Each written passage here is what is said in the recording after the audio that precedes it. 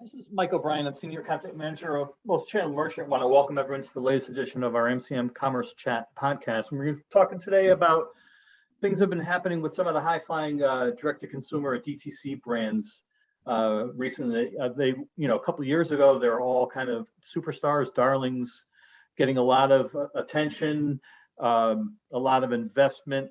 That's actually still continuing, but there's been some hiccups, and we're talking about brands like Allbirds, Warby Parker, Bonobos, Stitch Fix. There's a number of them, and they made a name for themselves by basically bypassing the traditional retail wholesale channel and going all in on digital.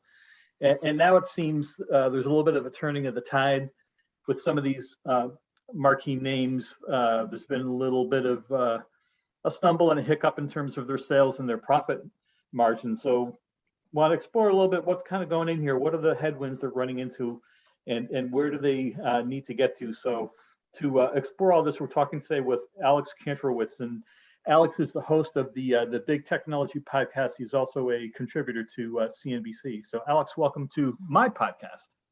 Thank you. It's great to be here, Michael. Cool. All right. So just start off at the top.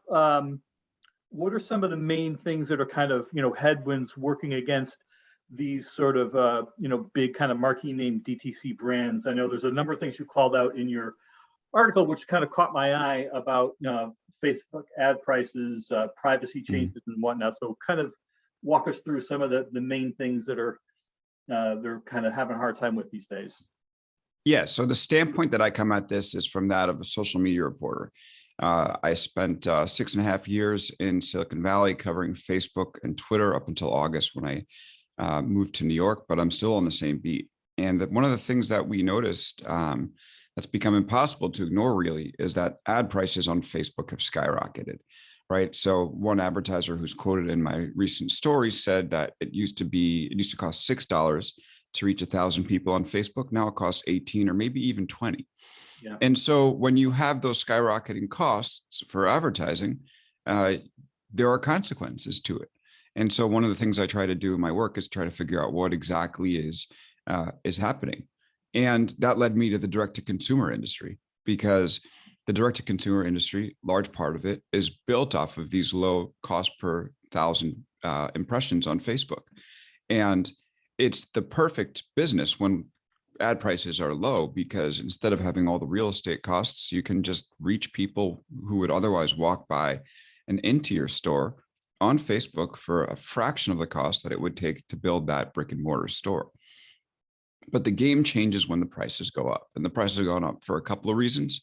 Number one is that the demand for advertising is way up. This was an underinvested space for a long time. People just didn't put money into it because they were figuring it out. Then when they figured it out, you used to have much more demand, the same or contracting supply. In the US, Facebook actually lost daily active users for the first time last quarter. And so given those market dynamics, the ad prices go up, and all of a sudden that beautiful, symmetry for direct to consumer brands to reach people through social media doesn't work as well. And that definitely ends up hitting margins. There's a few other factors, at play here, that's kind of like the major one that's really absolutely the biggest hit. Yeah. Costs are up there, and then it's impossible to decouple that from import costs. So a lot of these companies are, and of course your listeners know this, have been importing from China. And it used to be before the pandemic, it would cost $2,000 to import one container from China. That's basically the number that I hear from most importers. Now it can cost up to $20,000. So it's this terrible, confluence of events where you end up having to pay Facebook more to reach people. And then you also end up having to pay your suppliers more to import products. And so when you put two and two together, the increase in advertising costs, increased costs to import your goods, you end up with pretty severe margin contraction. And I think that's been a big part of the issue here. Okay. Now I know that your main thing is really more kind of like on the ad and side of things and that cost. But you mentioned the supply chain, and that's a lot of where I live is in the supply chain logistics world. Mm-hmm. And I talked to somebody last year, somebody with a research firm we're talking about the idea of reshoring because of the whole crisis of supply chains coming out of China and other places, primarily China. And there's some talk about, should we reshore? And it's a very complicated thing. It's very costly. So this guy's basic come away from that was it doesn't make a whole lot of sense to reshore, even though there are some kind of benefits. It's like just to kind of completely reshuffle your supply chain. And I know in your article, you kind of called out Beard Brand, at least one company looking to do that, to kind of negate at least that part of the cost structure. I don't know if you heard about any other companies in that regard, or maybe they're kind of like an outlier in terms of reshoring. I think Beard Brand, which does want to move its operations to North America primarily, is an outlier. And also it might have been aspirational. The head of Beard Brand said that they're interested in moving to North America, but not that concretely. Oh, just like a conversation. Okay, yeah, not like we have plans to do this in 2023 or something. Exactly. So I would say, and you're right, setting up a new supply chain is extremely difficult. And I think that many of these companies are built. There's a lot of companies, direct to consumer companies, that don't have good fundamentals. And I think a lot of them are just built on straw. And so it's like .com all over again, .com 2.0, right? Exactly. So, I mean, I wouldn't go, well, yeah, maybe I would, I would go that far. They're obviously serving a purpose. I mean, one of the things that, an advertiser told me recently, which really resonated, was that these companies held up the economy during lockdown.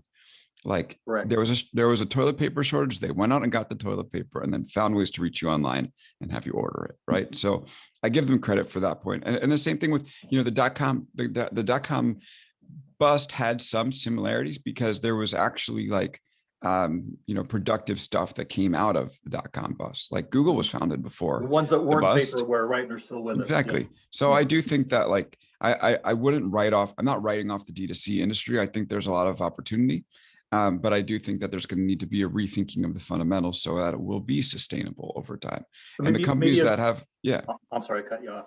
I'll just say the companies, so are they going to reshore? I think more likely is that we'll see companies go belly up and then others will start their supply chains, in the US to avoid because these costs just make it, now more of a toss up than an obvious move to ship in from China. Right. I mean, needed corrections happen, right? It's very kind of Darwinian. So also you lay out, you did a little bit of research into these number of companies and what they've experienced, recent quarters, and top line and bottom line, they're getting hit in the market and there's not a lot of patience there. So are these companies, capitalized sufficiently to ride this out as they kind of maybe not totally reinvent, but kind of relook at their business model, and what kind of ways should they be looking to pivot? Well, I think the public companies are going to largely be okay. I think that what's happened to them, so there's been amazing markdowns, for these companies, anywhere from last time I checked, around 19% down on the year to maybe 50 plus in some cases. And I think that's Allbirds actually that's lost all that market cap. But the thing to recognize is that these companies came to market with valuations that were just unrealistic. So you're right in using the word correction. I don't think that this is anything more than the market revaluing, re-rating the stock in a way that is now more fair, actually, to these companies. You don't want to be a company with a valuation that you'll never be able to validate, because it puts undue pressure on the company. You start making short-term decisions and you start to fall apart. So, personally, like, I think that there's probably going to have to be cost cutting.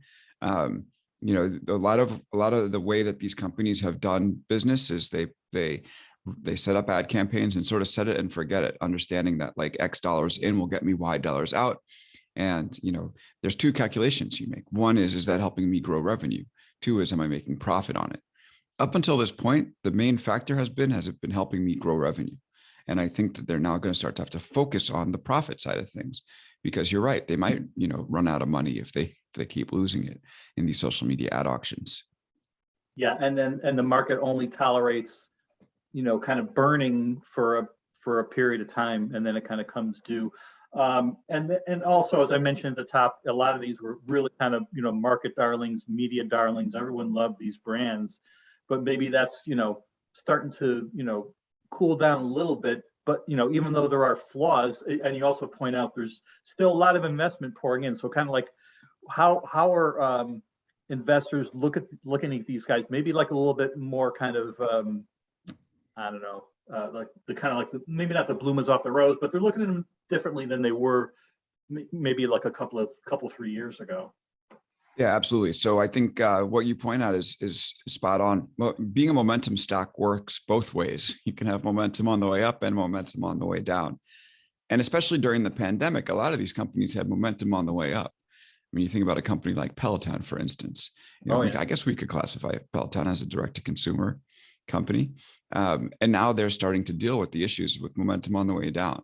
So yeah, it's going to be an interesting couple of months as investors try to figure out, what the re-rating is. My hope is that they'll be able to take, some nuanced perspectives on these companies. And I try to hint at that a little bit in the story. Like a company like Chewy, for instance, is in a much better position for the long-term value of the customers because of, the category they're in, right? Yeah. Exactly. Yeah. Like I would bet much more on Chewy than I would on Warby Parker. And so I think that eventually, investors move as a pack. So they put these in a bucket, they send them up and they send them down. But the savvy investors will say, okay, what are the fundamentals I'm looking for in a direct-to-consumer company? What's the lifetime value? What's the customer acquisition costs? Do some math and then make your decision, as opposed to saying this is the bucket. Right. And then the last point I want to hit on is the whole thing of the scenario of kind of click to brick, like these digital first startups that suddenly looked around and said, maybe we can't live and die just, online. And, classic example is Warby Parker. And they're actually called out. They just reported this week, and there's a story in the Journal about them. Their shares are down, but they're kind of doubling down on physical retail and opening up. I forget what the number is, but a lot of new stores this year. And there's other ones as well. Allbirds, Everlane. There's some other examples. Bonobos is an earlier example. So there seems to be a growing recognition. The digital only is not like a winner at scale, and it can prove very costly. And so, what are your thoughts about kind of that sort of migration of some of these companies into being omni-channel, whatever? Yeah, it's kind of fascinating. I'm curious what you think. I mean, it cuts both ways, right? Like on one hand, they need it. So Warby Parker, when it went public, had 13% unaided brand recognition. That's not good. I mean, if you're out there trying to take over the eyewear market, the fact that 87% of people have no idea who you are is a problem. And that is a result of them living online. So if they put brick and mortar stores up, then there's a good chance that they'll increase name recognition and maybe sell more. The other side of that is that you built a business predicated on high margins because you didn't have those brick and mortar costs. And so now, what type of company are you? Are you a brick and mortar store? Are you an online store? I mean, Jeff Bezos, they asked Jeff Bezos, like, are you an internet company? Are you a physical company? And he famously said, internet, schminternet. As long as I'm doing what's right for the customers, that's what matters. Right. So there's an element of that here, but it does change the type of company that these companies have been and will be, and we haven't fully seen what happens when a company makes a shift like that. Although at a certain point, they're probably going to have to say there's a reason why the old way is what the old way is, and maybe we can learn some lessons. Right. Okay. Well, that's all I got for today. But thanks. I really appreciate your time and kind of diving down into this. It's something that certainly bears watching and shifting. Again, it's not fundamentally flawed, and there's still a lot of investment, but there's a lot of kind of rethinking and retrenchment that's going on. So definitely appreciate your insights today. My pleasure. Great talking with you, Michael. All right. Thanks.